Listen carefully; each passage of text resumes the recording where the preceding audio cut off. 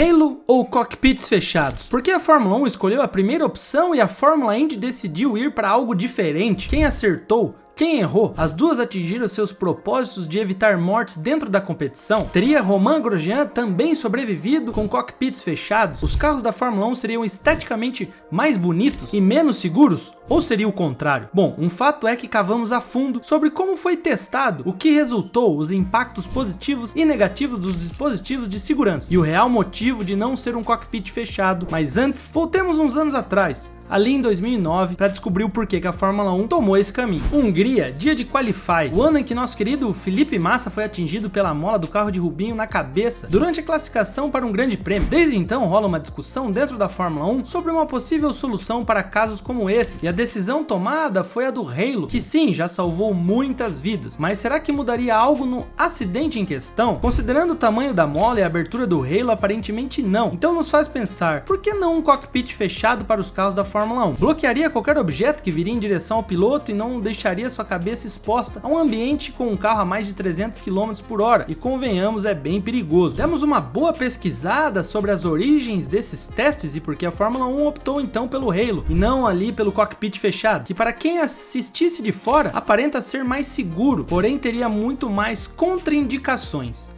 Te explico. Desde sempre, não apenas a Fórmula 1, mas o automobilismo em geral vem debatendo a questão de um cockpit fechado para os carros. A Indy, por exemplo, também estuda essa possibilidade há tempo, porém essas questões vêm mais à tona em momentos de crise no esporte, em graves acidentes, por exemplo. O acidente de Massa foi o estopim para 2 anos depois da Fórmula 1 começar com os testes nos carros. Porém, grande parte dos engenheiros eram contra o fechamento ali do cockpit, por algumas questões principais, como em caso de acidente grave com desmaio do piloto, a maior dificuldade para um marshal retirar ele do veículo, ou até mesmo ele próprio sair dali em um caso mais urgente. Também temos o caso de incêndio, que é raro, porém acontece nos carros. E um cockpit fechado, além de maior dificuldade de saída ali do piloto, o ambiente seria mais sufocante e a fumaça poderia causar maiores problemas ao piloto de uma forma muito mais rápida. E a estrutura também colapsar em caso de fortíssimas pancadas. Mesmo com essas questões, os testes continuaram. Então foram feitos 2 testes. O primeiro se baseava em usar um para-brisa de policarbonato, um material de alta resistência que se assemelha ao vidro. Já o segundo teste foi algo mais parecido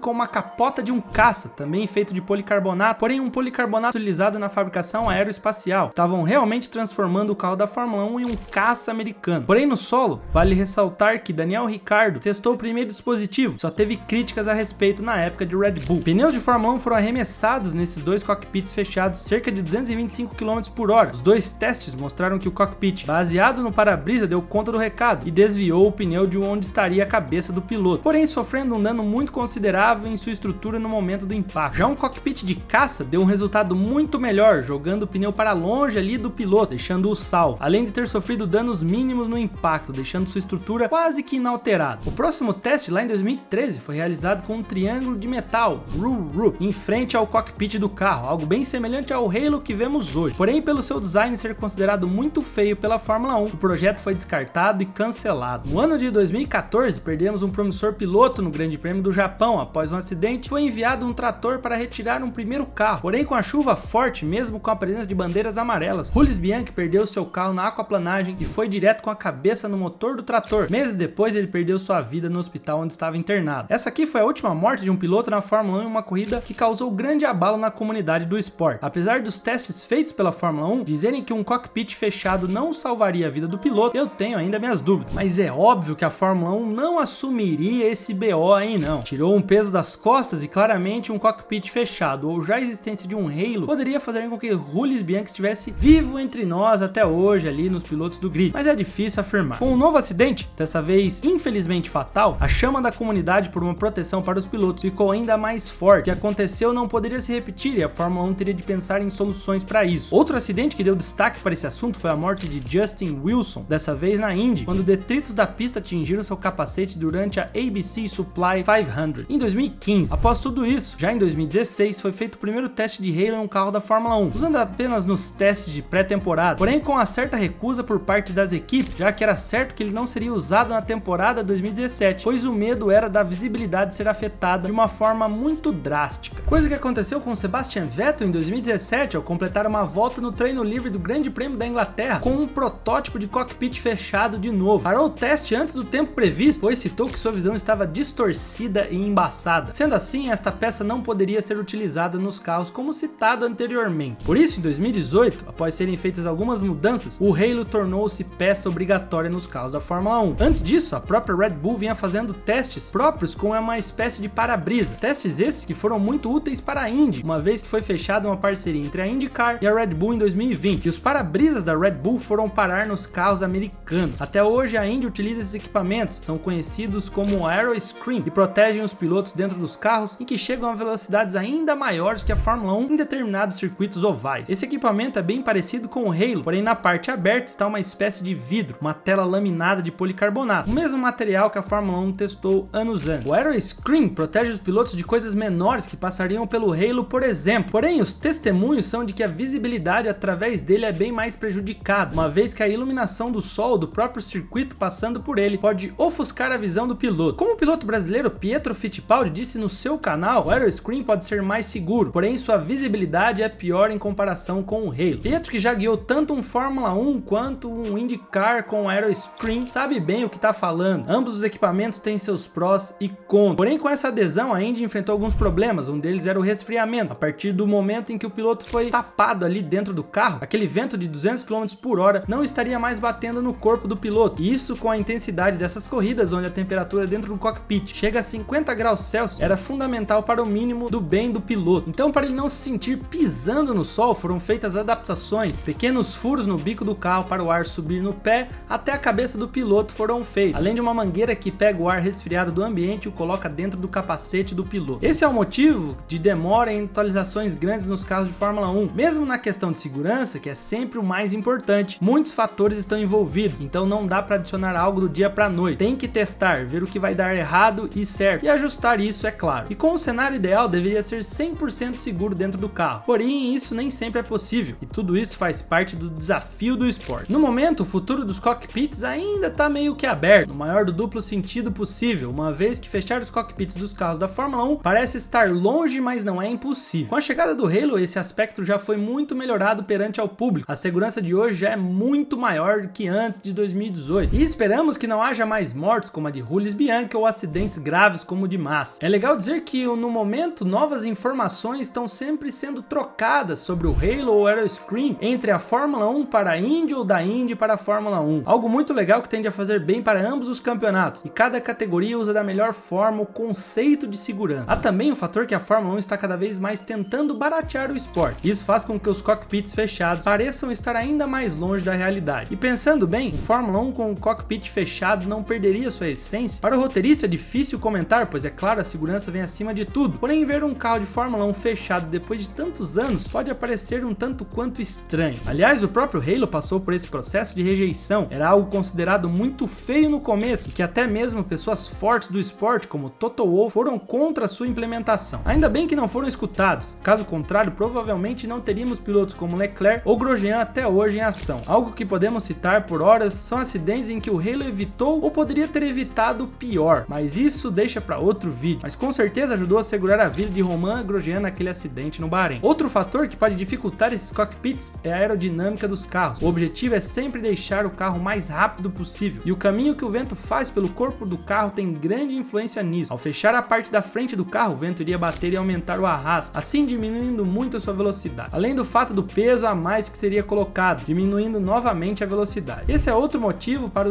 muitos engenheiros do esporte serem contra. Mas a pergunta final é: podemos ver o Aeroscreen na Fórmula 1? Difícil, pelo menos por enquanto, já que ultimamente se compete muito mais seguro nos últimos anos. Porém, nunca descarte mudança quando se trata de manter o piloto vivo. Entretanto, a Fórmula 1 e outras categorias de monopostos deveriam estar de olho nos acidentes causados pelas sausage curbs, e como alguns acidentes vêm se agravando e arremessando os carros no ar. Chega a ser ridícula a negligência da FIA sobre. Mas entenda melhor nesse vídeo aqui que tá começando em 5 segundos, os curbs da morte. E meus caros, para você que não viu ainda, a nossa loja online já tá funcionando, o link tá aí na descrição, corre pra lá e confere.